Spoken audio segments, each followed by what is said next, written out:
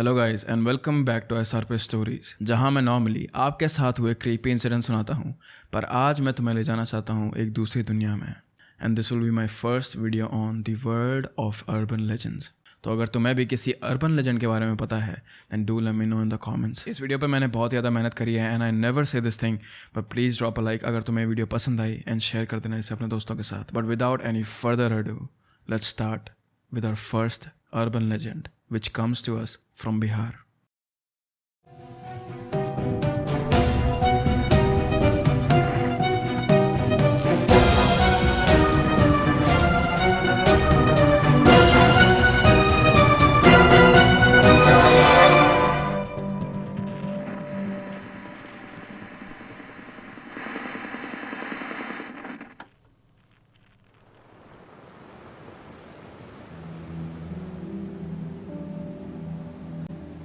हम सभी लोगों में से कई सारे लोग पानी से डरते हैं। पानी के छाव से, उसकी गहराई से, उसके रहस्य से। द फियर ऑफ अननोन, कि आखिर ऐसा क्या है पानी के अंदर, या फिर ऐसी क्या चीज़ है जिसके बारे में हमें नहीं पता। यही डर लोगों को एक्वाफोबिया की तरफ ले जाता है। जिन भी लोगों को एक्वाफोबिया होता है उन्हें नहाने में, पूल्स में जाने में, बाथ टब में जाने में या फिर नॉर्मल बाथ्स में बैठने में भी डर लगता है।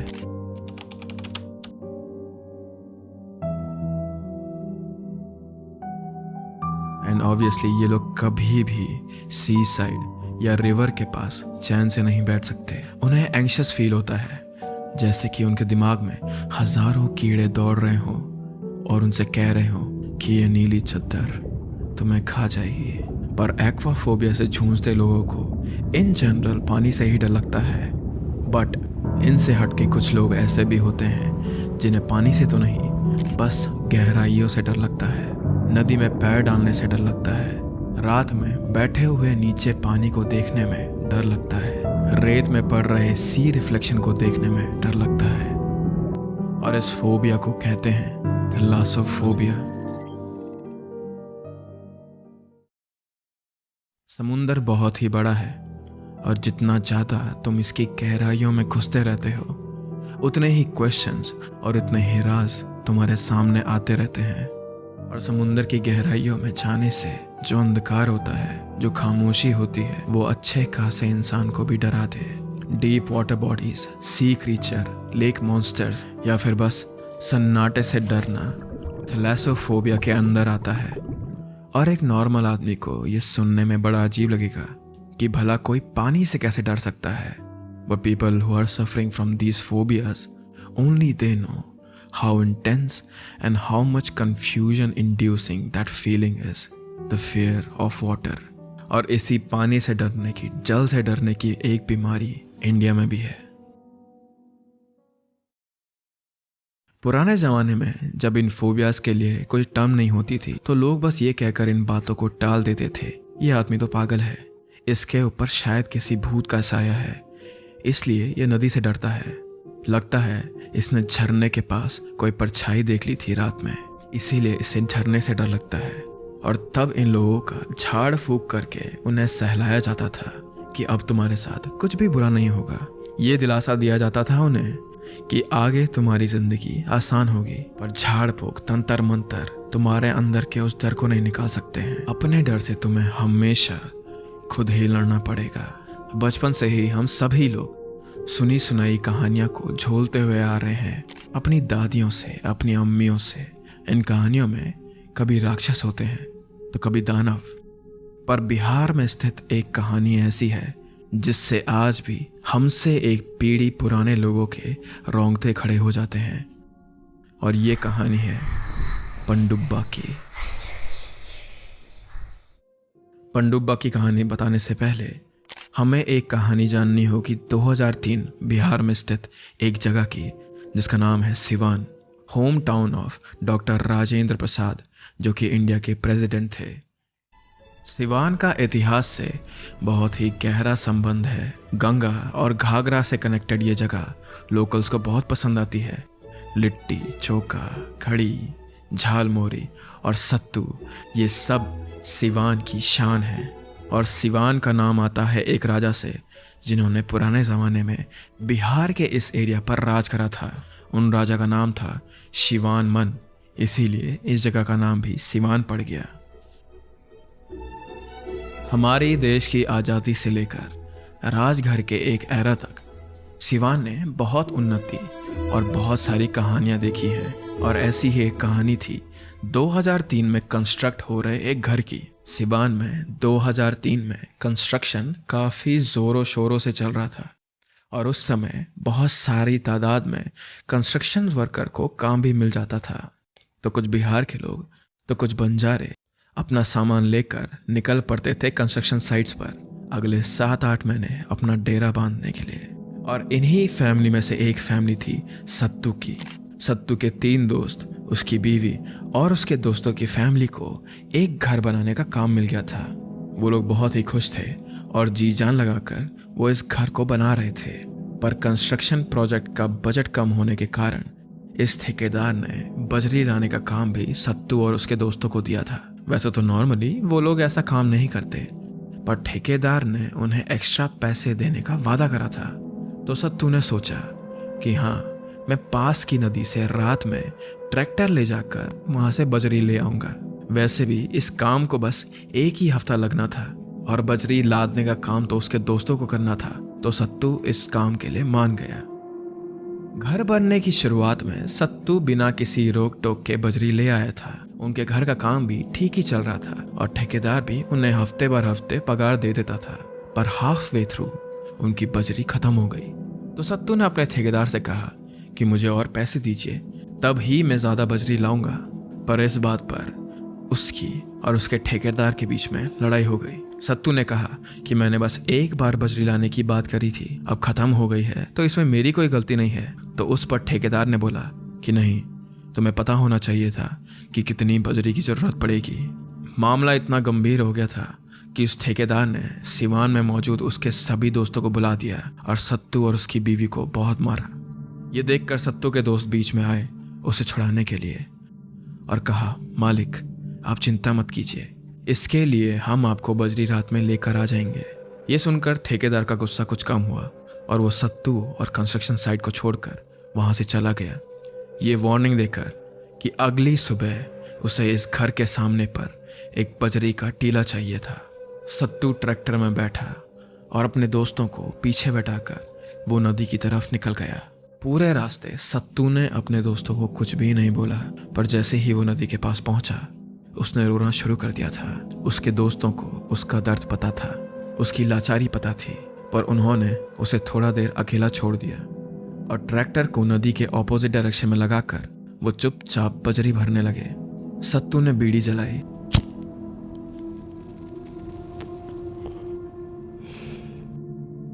और नदी की तरफ देखते हुए वो किनारे की तरफ बढ़ा।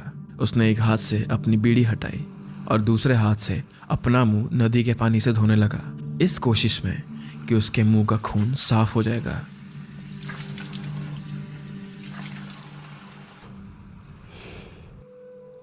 फिर बीड़ी का कश लेकर वो नदी के किनारे एक पत्थर पर बैठ गया और अपनी जिंदगी के बारे में सोच ही रहा था कि अचानक ट्रैक्टर की लाइट बंद हो गई। सत्तू ने ये चीज नोटिस करी।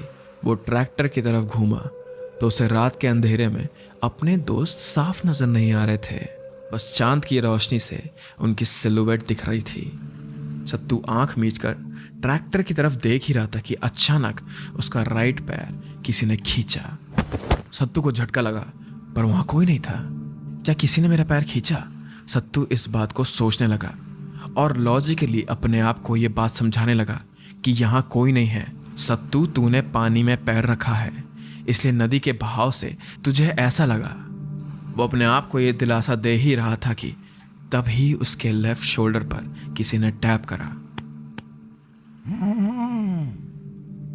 सत्तू के बगल में एक दुबला बदला पर बुजुर्ग आदमी बैठा था। उसने कहा, क्या चाहिए आपको इतनी रात गए? तुम यहां आया किसके साथ है? किसे ढूंढ रहे हो भाया? बीड़ी मांग रहे हो क्या? तंबाकू तंबाकू तंबाकू।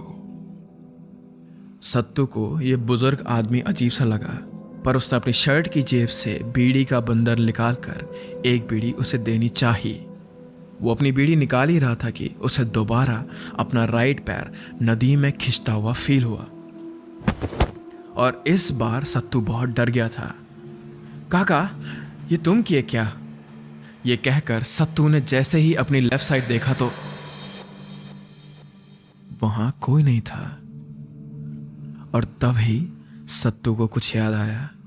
अपनी एक चप्पल पहनकर और दूसरी चप्पल हाथ में लेकर सत्तू ट्रैक्टर की तरफ भागा और आधी भरी हुई रेत को लेकर वो वहां से निकल गया।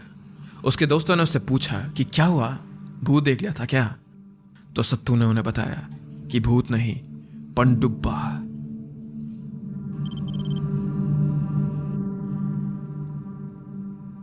पनडुब्बा बिहार की एक ऐसी कहानी है जिन्हें बुजुर्ग लोग भुला नहीं पाते हैं।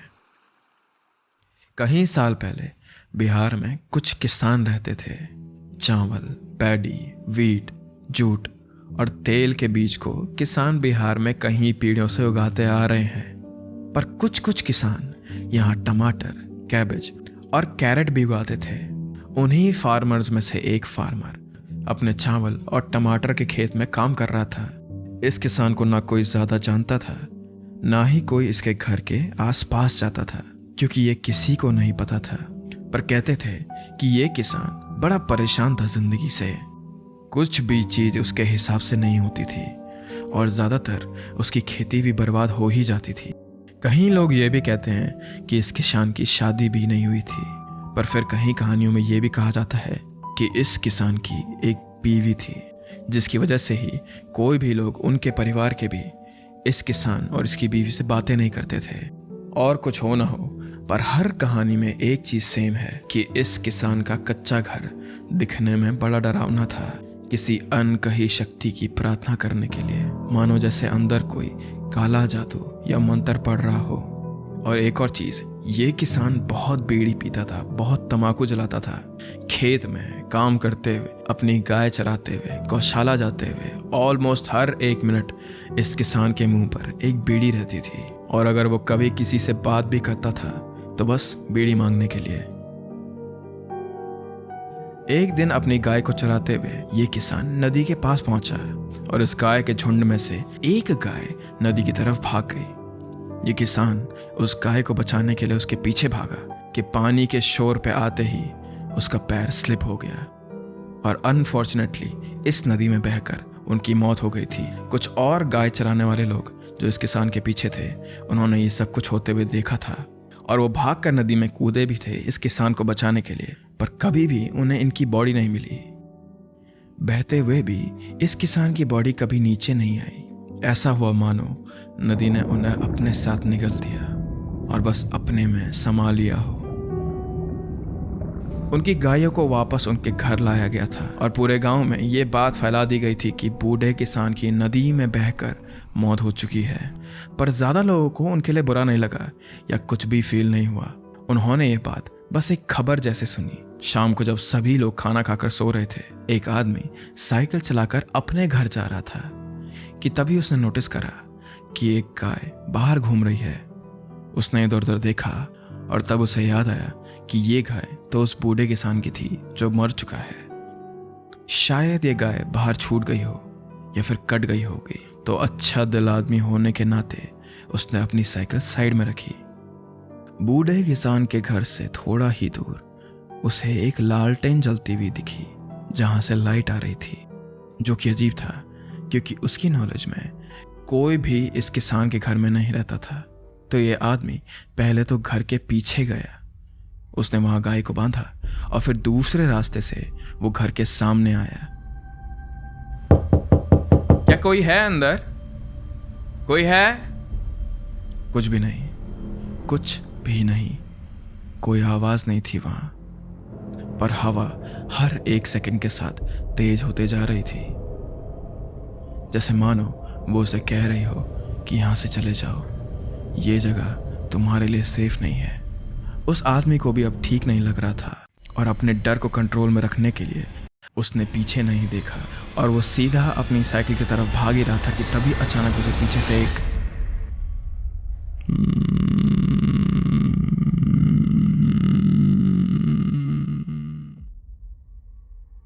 उसकी पीछे मुड़ने की हिम्मत नहीं हुई, पर फिर भी हिम्मत जुटाकर वो पीछे घूमा। उसने देखा कि इस घर के आगे एक पत्थर पर कोई आदमी बैठा है जो कि हाथ फैलाकर उससे कुछ मांग रहा था। ये देखते ही वो आदमी वहां से भाग गया और पूरे गांव में चिल्लाने लगा कि पनडुब्बे का भूत गांव में आ चुका है।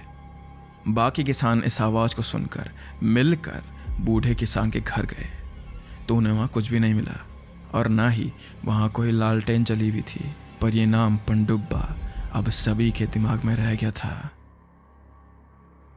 इस इंसिडेंट के कुछ ही साल बाद सेम साइकिल वाले जैसा इंसिडेंट एक औरत के साथ हुआ। वो रात को पानी लेकर अपने घर वापस जा रही थी कि उसे पत्थर के सामने एक आदमी बैठा हुआ दिखा और दोबारा से इस आदमी ने उस औरत से कुछ चीज़ मांगने की कोशिश करी। इससे पहले कि वो कुछ बोल पाता, ये औरत वहाँ से डर के भाग गई और तब पनडुब्बे की कहानी एक लेजेंड सच्चाई में तब्दील हो गई और सभी लोग बिहार में एक दूसरे को समझाने लगे कि वाटर बॉडीज़ के पास या पानी के पास कभी भी मत घूमना, क्योंकि अगर तुमने वहाँ कोई आदमी देखा जिसने तुमसे कुछ मांगा, तंबाकू या फिर बीड़ी, तो वो तुम्हारा पैर खींचकर तुम्हें पानी के अंदर ले जाएगा, हमेशा हमेशा के लिए। पनडुब्बा अपनी खुद की जिंदगी में इतना परेशान था कि वो अपना गुस्सा दूसरे लोगों पर निकालता था जो उसके पास नहीं था। एक फैमिली, अच्छी खेती, अच्छी जिंदगी, वो दूसरे लोगों से ये सब कुछ छीनना चाहता था और इसीलिए उसकी आत्मा को भी अभी तक शांति नहीं मिल पा रही थी। कुछ लोग ये भी कहते हैं कि पनडुब्बा बस बुरे लोगों पर हमला करता था, बस उन लोगों पर जिनके मन में कुछ खोट हो, जिन्होंने कुछ बुरा करा हो। पर जैसे जैसे साल बीतते गए, पनडुब्बे को लोग और ज़्यादा देखते रहे पूरे बिहार में। अगर तुम बिहार से हो तो तुम्हारे ग्रैंड पेरेंट्स ने भी तुम्हें पनडुब्बे की कहानी बहुत बार सुनाई होगी और ये सभी कहानियाँ इतनी रैंडम है कि अब इनका शेप चेंज हो चुका है। अब ये कहानियाँ एक फार्मर के बारे में नहीं है, अब ये हैं एक ऐसी आत्मा के बारे में जो कि तुम्हें किसी फोबिया से भी भयानक मौत दे सकती है। और इंसान का सबसे बड़ा डर मौत है, इसीलिए लोग इन कहानियों को चुपचाप थूक घूट कर सुन लेते हैं। पर यह बात भी सच है कि पनडुब्बे की कहानियाँ जहाँ से भी आई है वहाँ किसी न किसी की जान गई है। कहते हैं कि अगर रिवर बॉडीज़ के पास जाओ तो पनडुब्बा तुम्हारा पैर खींच के तुम्हें पानी के नीचे ले जाता है। वो तब तक रुकता है जब तक तुम्हारी आखिरी सांस पानी से ना निकल जाए और तुम्हारी पूरी छाती पानी से ना भर जाए। इसके बाद वो तुम्हारी बॉडी को नीचे घसीटता है, पानी के स्थल पर रेत में तुम्हारी बॉडी को दफनाता है, तुम्हारे शरीर में रेत भरता है और उसके बाद अपने अगले शिकार का वेट करता है। पर कहा जाता है कि अगर तुम्हें कभी पनडुब्बा दिख जाए या फिर ऐसी कोई भी आत्मा दिख जाए जो कि पानी के पास हो और वो तुमसे कुछ मांग ले, तो उसकी तरफ सबसे पहले तो घूमना मत। उसकी परछाई को देखने से भी तुम्हें कर्ज हो सकता है। पर अगर तुम गलती से घूम गए और उसने तुमसे कुछ मांगा तो बिना कुछ कहे चुपचाप दूसरी साइड देख लेना, ना कुछ शब्द बोलना और ना ही वहाँ से उठना, क्योंकि अगर तुमने दोबारा उसकी तरफ देखा तो वो तुम्हें घसीट के पानी के अंदर ले जाएगा। जानते हो ना क्यों? क्योंकि पनडुब्बा पानी में रहता है। अगेन, अगर आपको भी किसी अर्बन लेजेंड के बारे में पता है और आप चाहते हो कि मैं उसके बारे में बात करूं, then let me know in the comment about that thing.